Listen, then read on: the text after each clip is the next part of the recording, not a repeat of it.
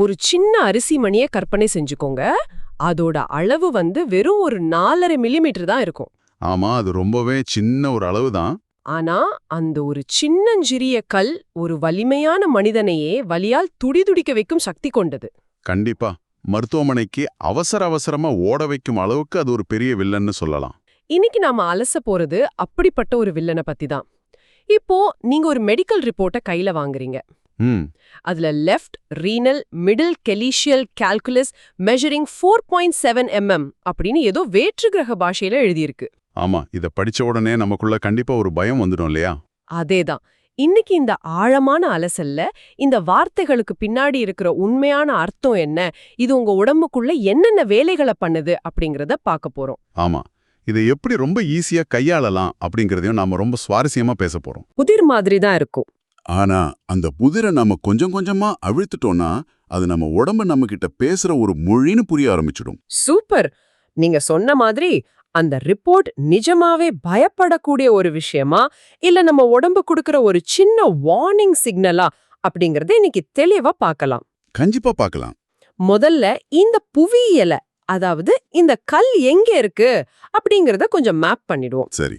ஏன்னா இடம் தெரிஞ்சாதான் அதோட ஆபத்து என்னன்னு நம்மால கணிக்க முடியும். கரெக்ட். இப்போ இடது சிறுநீரகத்தின் நடுத்தர கேலெக்ஸ் அப்படின்னு சொல்றாங்க. இந்த கேலெக்ஸ் அப்படிங்கிறது கிட்னிக்குள்ள எங்க இருக்கு, இது என்ன வேலை செய்யுது? இத புரிஞ்சுக்க நம்ம கிட்னிய சாதாரண ஒரு வடிகட்டி மாதிரி யோசிக்க வேண்டாம். ஓ, வேற எப்படி யோசிக்கிறது? ஒரு அதிநவீன வாட்டர் ட்ரீட்மெண்ட் பிளான்ட் மாதிரி கற்பனை செஞ்சுக்கோங்க.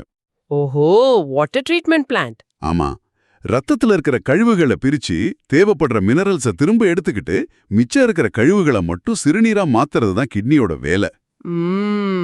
சரி. இப்படி உருவான சிறுநீர் உடனே வெளியேறிடாது.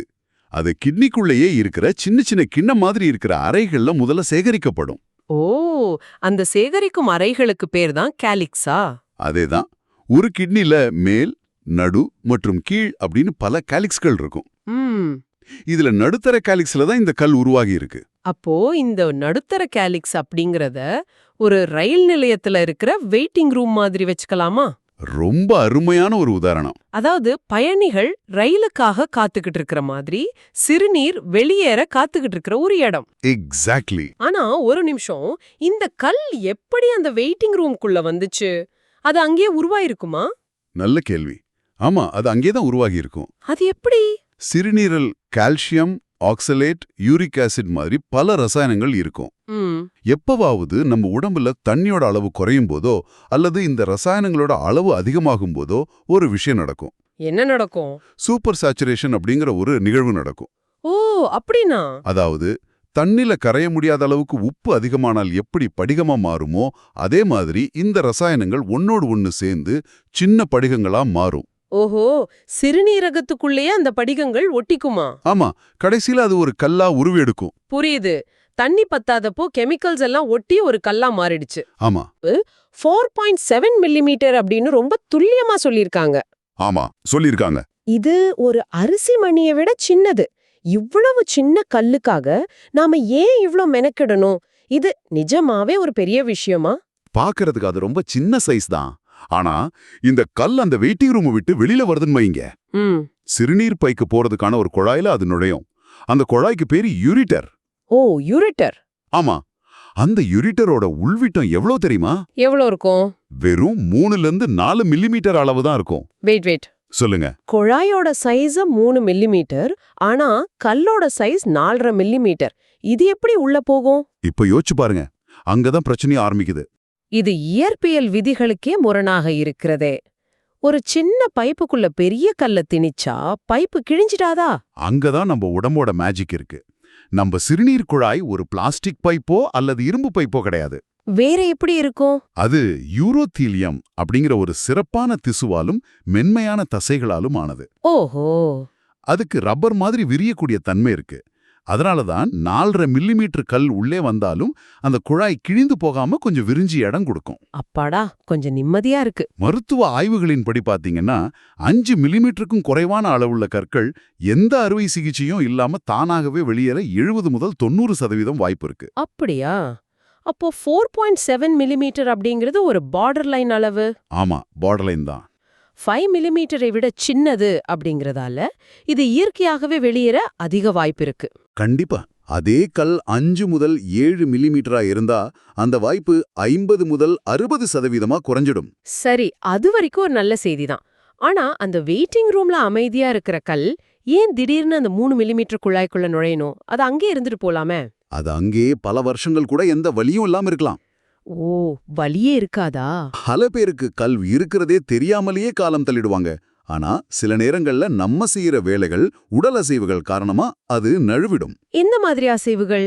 திடீர்னு குதிக்கும் போதோ, குனியும் போதோ அல்லது சிறுநீரோட ஓட்டம் காரணமா அந்த கல் அந்த அறையில இருந்து நழுவி யூரிட்டருக்குள்ள விழுந்துடும். ஐயோ, அப்படி விழுந்த உடனே நம்ம உடம்புல இருக்கிற அலாரம் பெல்ஸ் பயங்கரமா அடிக்க ஆரம்பிக்கும். அந்த அலாரம் தான் வலியா? நிறைய பேர் சொல்லி கேள்விப்பட்டிருக்கேன், கிட்னி ஸ்டோன் வலி வந்தா உசிரே போயிடுற மாதிரி இருக்கும்னு. அது ஏன் அவ்வளோ கொடூரமா இருக்கு? கல் குழாய்க்குள்ள மாட்டிக்கிட்டா வலி வரதான் செய்யும். ஆனா அது ஏன் அலை அலையா வருது?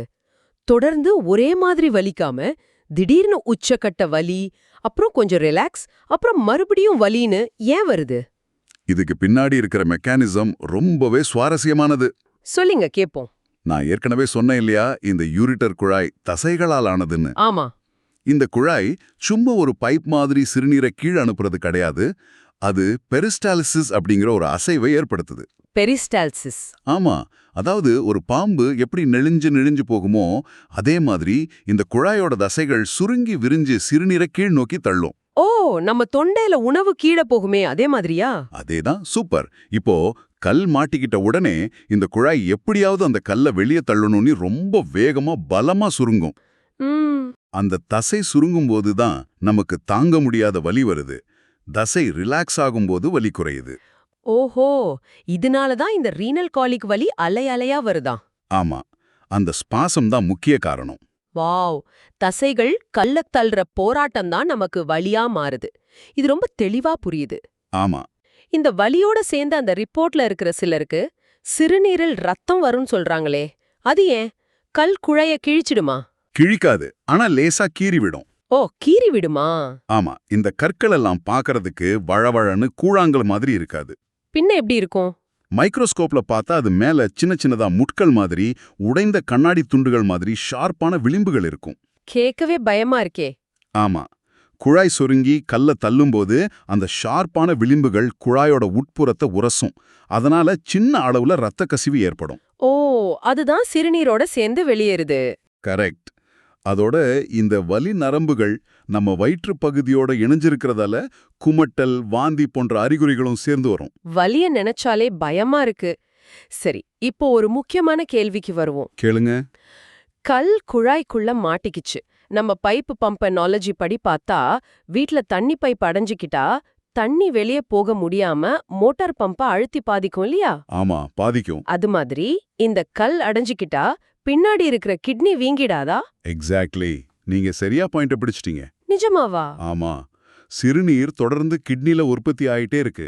ஆனா கீழே குழாயில கல் அடைஞ்சுக்கிட்டு நிக்குது. இப்போ அந்த சிறுநீர் எங்க போகும்? போக வழி இல்லையே. அது பின்னோக்கி கிட்னிக்கே திரும்பும். இதனால கிட்னி வீங்க ஆரம்பிக்கும். ஓஹோ, இதத்தான் மெடிக்கல் டேர்ம்ல ஹைட்ரோநெஃப்ரோசிஸ் அப்படின்னு சொல்லுவாங்க. ஹைட்ரோநெஃப்ரோசிஸ். பேரே பயமுறுத்துது. இது ரொம்ப நேரம் நீடிச்சா கிட்னியில இருக்கிற நெஃப்ரான்கள், அதாவது சிறுநீரை வடிகட்டும் மிக நுண்ணிய அமைப்புகள், அந்த அதிகப்படியான அழுத்தத்தால பாதிக்கப்படும். இதனால கிட்னியோட செயல்பாடே குறைய ஆரம்பிச்சிடும். ஐயோ, வேற ஏதாவது பிரச்சனை வருமா? கூடவே சிறுநீர் தேங்கி நிக்கிறதால பாக்டீரியாக்கள் ஈஸியா வளர்ந்து சிறுநீர் பாதை தொற்று வரவும் அதிக வாய்ப்பு இருக்கு. அப்போ அடைப்பு ஏற்பட்டா அது ஒரு பெரிய எமர்ஜென்சி. ஆமா. சரி, இப்போ ஒரு பேஷண்ட் இந்த வலியோட 4.5 மில்லிமீட்டர் கல் இருக்கு அப்படிங்கிற ஸ்கேன் ரிப்போர்ட்டோட டாக்டர் கிட்ட போறாங்க. சரி. டாக்டர் உடனே என்ன பண்ணுவாங்க? இவ்ளோ பயங்கரமான வலி இருக்கே, அடைப்பு இருக்கேன்னு உடனே ஆபரேஷன் தியேட்டருக்கு கூட்டிட்டு போய் கல் எடுத்துருவாங்களா? இல்லவே இல்ல. ஏன் கல் எடுக்க மாட்டாங்களா? இந்த 4.7 மில்லிமீட்டர் சைஸ் கல்ல பொறுத்த வரைக்கும் டாக்டர்களோட முதல் சாய்ஸ் பழமைவாத சிகிச்சை தான். பழமைவாத சிகிச்சைனா? அதாவது கன்சர்வேட்டிவ் மேனேஜ்மெண்ட். உடம்பே அந்த கல்லை இயற்கையா வெளியேற்ற நேரம் கொடுப்பது. ஓ, உடம்பே பாத்துக்குன்னு விடுறதா? ஆமா, நான் முன்னாடியே சொன்ன மாதிரி 70% இது தானா வெளியே வந்துரும். அதனால நிறைய தண்ணி குடிக்க சொல்லுவாங்க. சரி, வலிய சமாளிக்க இபிப்ரோஃபன் மாதிரியான மருந்துகளை கொடுப்பாங்க. அது வலி நிவாரணி தானே? ஆமா, ஆனா இந்த மருந்துகள் வெறும் வலிய மட்டும் குறைக்கிறதில்ல, அந்த யூரிட்டர் குழாயில ஏற்பட்டிருக்கிற வீக்கத்தையும் குறைக்கும். ஒரு நிமிஷம், நான் அந்த பேஷண்ட் இடத்துல இருந்து யோசிச்சு பாக்குறேன். சொல்லுங்க. எனக்கு உசுறு போற மாதிரி வலிக்குது, நீங்க என்னடானா தண்ணிய குடிச்சிட்டு வெயிட் பண்ணுன்னு சொல்றீங்க. இந்த கல்லு தானா வெளியே வர எவ்வளவு நாள் ஆகும்? ஒரு 4.7 மில்லிமீட்டர் கல்லு முழுமையா வெளியே வர 2 to 4 வாரங்கள் வரைக்கும் கூட ஆகலாம். 4 வாரங்களா? சிலருக்கு சில நாட்கள்லயே வந்துடும், அது அவங்க உடம்ப பொறுத்தது. 4 வாரம் வரைக்கும் அந்த வலிய பொறுத்துக்கிட்டு இருக்கணுமா? இது ரொம்ப ஓவர். இதுக்கு வேற குறுக்கு வழியே இல்லையா? கொஞ்சம் பொறுமையா இருங்க. கல்ல வேகமா வெளியே தள்ள எந்த மெடிசனும் கிடையாதா? அதுக்குத்தான் டாக்டர்ஸ் தம்சுலோசின் அப்படிங்கிற ஒரு பிரத்யேகமான மருந்து கொடுப்பாங்க. தம்சுலோசின். ஆமா, இந்த மருந்து கல் சீக்கிரமா வெளியே வர ரொம்பவே உதவி பண்ணும். ஓ, இந்த தம்சுலோசின் அப்படிங்கிறது பைப்புக்குள்ள எண்ணெய் ஊத்துற மாதிரி ஒரு லூப்ரிகண்டா? லூப்ரிகன்ட். ஆமா, எண்ணெய் ஊத்துனா கல்லு வழுக்குக்கிட்டு ஈஸியா வெளியே வந்துருமே, அந்த மாதிரி வேலை செய்யுமா? இல்லவே இல்ல, அது என்ன மாதிரி வழுக்க வைக்கிற மெக்கானிசம் கிடையாது. இது ரொம்ப சயின்டிஃபிக்கான ஒரு விஷயம். அப்போ அது எப்படி வேலை செய்யுது? தம்சுலோசின் அப்படிங்கிறது ஒரு ஆல்பா பிளாக்கர். ஓஹோ. நான் ஏற்கனவே சொன்னேன் இல்லையா, கல் உள்ள வந்த உடனே யூரிட்டர் தசைகள் பயத்துல சுருங்கி கல்லை இறுக்கமா பிடிச்சுக்கும் அப்படின்னு. ஆமா, ஸ்பாசம்னு சொன்னீங்க. அந்த இறுக்கமான தசைகளை தளர்த்துறது தான் இந்த மருந்தோட வேலை. முக்கியமா யூரிட்டரோட கீழ்ப்பகுதியில ஆல்பா-1 ரெசெப்டர்ஸ் நிறைய இருக்கும்.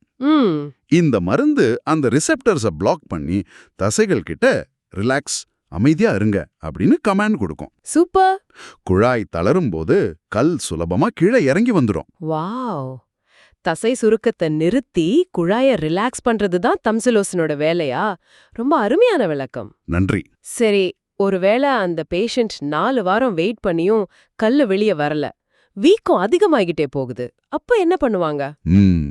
அப்ப அறுவை சிகிச்சை தானா? உடம்ப கத்தியால கிழிப்பாங்களா? கவலை வேண்டாம்.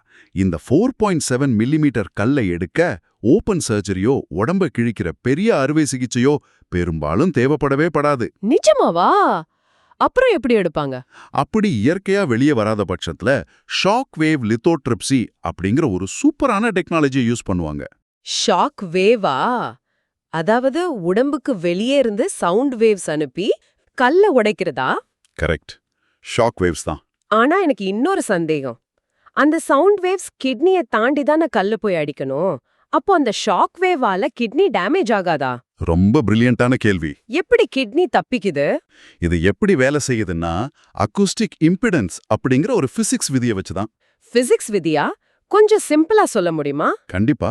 ஒரு பாடகர் ரொம்ப ஹை பிட்ச்ல பாடும்போது ஒரு குறிப்பிட்ட அதிர்வெண்ணுல அங்க இருக்கிற கண்ணாடி டம்ளர் மட்டும் உடையும் பாத்திருக்கீங்களா? ஆமா ஆமா, படத்துல எல்லாம் பாத்திருக்கேன். ஆனா அந்த சத்தம் பயணிச்சு வந்த காத்துக்கோ சுத்துமுத்து இருக்கிற பொருட்களுக்கோ எந்த பாதிப்பும் வராது. அதே மாதிரிதான் இந்த ஷாக் வேவ்ஸ். நம்ம உடம்புல இருக்கிற திசுக்கள், கிட்னி எல்லாமே பெரும்பாலும் தண்ணியால் ஆனது. ஓ சரி. அந்த அலைகள் தண்ணி மாதிரி இருக்கிற திசுக்களை ரொம்ப ஈஸியா கடந்து போகும், எந்த பாதிப்பும் வராது. அற்புதம். ஆனா அந்த அலைகள் திடமான கடினமான கல்லு மேல படும்போது அதோட எனர்ஜி மொத்தமா ரிலீஸ் ஆகி கல்ல சுக்குநூறா உடைச்சிரும். வாவ். அந்த சின்ன சிறு துகள்கள் அப்புறம் ஈஸியா சிறுநீர் வழியா வெளியேறிடும். சயின்ஸ் நிஜமாவே ஒரு மேஜிக் தான். சவுண்ட் வேவ்ஸ் மூலமா உடம்புக்குள்ள இருக்கிற கல்ல உடம்ப கிழிக்காமலேயே உடைக்க முடியும் அப்படிங்கிறது எவ்வளவு பெரிய வரப்பிரசாதம். ஆமா, ரொம்பவே பாதுகாப்பான முறை இது. வேற ஏதாவது வழி இருக்கா? இன்னொரு வழி யூரிட்டரோஸ்கோபி. இதுவும் உடம்ப கிழிக்காம செய்யறதுதான். ஓ, அது எப்படி? இயற்கையான சிறுநீர் துவாரம் வழியா ஒரு மிக மெல்லிய டியூபை உள்ள செலுத்துவாங்க. அதுல கேமரா பொருத்தப்பட்டிருக்கும். சரி. கேமரா மூலமா கல் எங்க இருக்குன்னு பார்த்து லேசர் மூலமா கல்ல உடைச்சு ஒரு சின்ன பாஸ்கெட் மாதிரி ஒரு கருவியை வச்சு அந்த துண்டுகளை அப்படியே வெளியெடுத்துட்டு வந்துடுவாங்க. இதையெல்லாம் கேட்கும்போது இந்த லெஃப்ட் ரீனல் மிடில் கெலீசியல் கால்குலஸ் அப்படிங்கிற ரிப்போர்ட்டை பார்த்து இனிமே பயப்பட தேவையே இல்லைன்னு தோணுது. கண்டிப்பா பயப்பட தேவையில்லை. ஒட்டுமொட்டமா பார்த்தா இதற்கான முன்கணிப்பு ரொம்பவே பாசிட்டிவா தான் இருக்கு. எந்த சந்தேகம் இல்லாம சொல்லலாம், இதுக்கு மிகச் சிறந்த முன்கணிப்பு இருக்கு. சூப்பர். ஆனா இதுல நாம ரொம்ப கவனமா நோட் பண்ண வேண்டிய ஒரு விஷயம் இருக்கு. என்னது? வலிய குறைச்சிட்டோம், கல்ல வெளியேத்திட்டோம், இதோட பிரச்சனை முடிஞ்சிருச்சுன்னு நினைக்க கூடாது. என்ன சொல்றீங்க? கல் வெளியே வந்த பிறகு பிரச்சனை இருக்கா? ஆமா, இந்த மெடிக்கல் ரிப்போர்ட்டோட சோர்ஸ் மெட்டீரியல்ல ஒரு முக்கியமான வரி வருது. என்ன வரி? வளர்ச்சிதை மாற்ற காரணிகளால் கல் மீண்டும் உருவாகும் அபாயம் உள்ளது. ஓஹோ, அதாவது உடம்புல கெமிக்கல் பேலன்ஸ் மாறுறதுனால தான் கல் உருவானது. நீங்க கல்ல மட்டும்தான் எடுத்திருக்கீங்க. அந்த கெமிக்கல் பேலன்ஸ சரி பண்ணலனா திரும்பவும் கல் உருவாகும். ஓ, அதாவது இது ஒரு தொடர்கதையாகிட வாய்ப்பு இருக்கு. ஆமா. இத பத்தி நம்ம கடைசியா ஒரு ஆழமான சிந்தனையா பேசலாம். சரி. அதுக்கு முன்னாடி நீங்க சொன்ன மாதிரி எல்லாரும் வீட்லயே 4 வாரம் வெயிட் பண்ணிட்டு இருக்க முடியாது. எந்தெந்த அறிகுறிகள் வந்தா அவ்வளவுதான் இனி வெயிட் பண்ணக்கூடாது அப்படின்னு முடிவெடுத்து உடனே எமர்ஜென்சிக்கு போகணும். ரெட் ஃபிளாக்ஸ் பத்தி கேக்குறீங்க? ஆமா, ரெட் ஃபிளாக்ஸ் என்னென்ன? முக்கியமான 4 ரெட் ஃபிளாக்ஸ் இருக்கு. 1, எந்த பெயின் கில்லர் போட்டாலும் கேட்காத அளவுக்கு கட்டுப்படுத்த முடியாத வலி. சரி, கட்டுப்படுத்த முடியாத வலி. 2, குளிர் காய்ச்சல் வருதல். காய்ச்சல் வந்தாலே உள்ள தேங்கி இருக்கிற சிறுநீர்ல இன்ஃபெக்ஷன் ஆரம்பிச்சிடுச்சுன்னு அர்த்தம். ஓ, இன்ஃபெக்ஷன். ஆமா, அது ரத்தத்துல கலந்து பெரிய ஆபத்தை ஏற்படுத்தும். 3வது, 3, எதை குடிச்சாலும் உடனே வாந்தி ஆகிறது. உடம்பு எதையுமே ஏத்துக்கலன்னு அர்த்தம். 4, ரொம்ப ரொம்ப முக்கியமானது, சிறுநீர் வெளியேறும் அளவு ரொம்ப குறைஞ்சிடுறது அல்லது சிறுநீரே வராம அடைச்சுக்கிறது. சுத்தமா சிறுநீர் வரலைன்னா ரொம்ப ஆபத்து இல்லையா? ஆமா, அதுக்கு பேரு அனியூரியா. இந்த 4ல எது வந்தாலும் வீட்ல வெயிட் பண்ணக்கூடாது, நேரா மருத்துவமனைக்கு போயிடணும். ரொம்ப தெளிவான வாரன். இப்போ இன்னைக்கு நாம பேசின விஷயங்களை மொத்தமா ஒரு சுருக்கமா சொல்லணும்னா, சொல்லுங்க.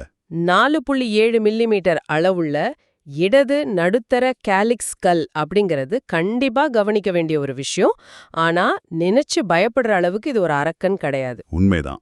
3 மில்லிமீட்டர் குழாய்க்குள்ள 4.7 மில்லிமீட்டர் கல் நுழைய முடியும். ஏன்னா நம்ம குழாய் விரியும் தன்மை கொண்டது. 70% கற்கள் தம்சுலோசன் மாதிரி மருந்துகளோட உதவியோட தானாகவே வெளியேறிடும். கரெக்ட். வெயிட்டிங் ரூம்ல இருக்கா இல்ல ரயில் புடிச்சு குழாய்க்குள்ள வந்துடுச்சா அப்படிங்கறத பொறுத்து தான் நம்ம ஆக்ஷன் பிளான் இருக்கணும். கரெக்டா? 100க்கு 100% கரெக்ட். ரொம்ப அழகா சம்மரைஸ் பண்ணிட்டீங்க. நன்றி. இந்த புரிதல் இருந்தாலே பேஷண்ட் பாதி நோயிலிருந்து வெளியே வந்த மாதிரிதான். ரொம்ப நன்றி. இந்த ஆழமான அலசலை முடிக்கிறதுக்கு முன்னாடி உங்களுக்கான ஒரு சிந்தனை, அதாவது நம்ம நேர்களுக்கான ஒரு சிந்தனை. சற்று முன் நாம பேசின அந்த முக்கியமான பாயிண்ட கொஞ்சம் யோசிச்சு பாருங்க. வளர்ச்சிதை மாற்ற காரணிகளால் கல் மீண்டும் உருவாகும் அபாயம் உள்ளது. ஆமா. நாம எப்பவுமே அந்த கல்லை எப்படி உடைக்கிறது, எப்படி வெளியேத்துறதுன்னு தான் யோசிக்கிறோமே தவிர அது ஏன் உருவாச்சுன்னு யோசிக்கிறதே இல்ல. உண்மைதான். கல்லை அகற்றுவது அப்படிங்கிறது ஒரு தற்காலிகமான பெயின் ரிலீஃப் மட்டுமே. ஆனா அது நிரந்தர தீர்வு கிடையாது. எக்ஸாக்ட்லி. அந்த கல்லை ஒரு நோயாவே பார்க்காதீங்க. அது உங்க உடம்பு உங்ககிட்ட அடிக்கிற ஒரு எச்சரிக்கை மணி. ஆமா, அலாரம் பெல். ஹலோ பாஸ், நீங்க குடிக்கிற தண்ணி பத்தல, உங்க சாப்பாட்டுல உப்பு அதிகமா இருக்கு, உங்க உடம்போட ரசாயன மாற்றங்கள் தடம்புரண்டு போயிருக்கு, உடனே உங்க லைஃப் ஸ்டைல மாத்துங்க அப்படின்னு உடம்பு கொடுக்கற சிக்னல் தான் அந்த கல்லு. ரொம்ப சரியா சொன்னீங்க. அந்த கல்லை உடைக்கிறத விட உங்க பழக்க வழக்கங்களை மாத்தி அமைக்கிறதுல தான் உங்க முழுமையான ஆரோக்கியம் அடங்கியிருக்கு. ஒரு மெடிக்கல் ரிப்போர்ட்டை வெறும் நோயின் தீர்ப்பா பார்க்காம அது உங்க உடம்பு உங்ககிட்ட பேசுற மொழியா பாருங்க. அப்போ பயம் போய் விழிப்புணர்வு வரும். ரொம்ப அற்புதமான ஒரு முடிப்பு. நன்றி. இன்னும் பல சுவாரஸ்யமான தகவல்களோட அடுத்த ஆழமான அலசல்ல நாம சந்திப்போம்.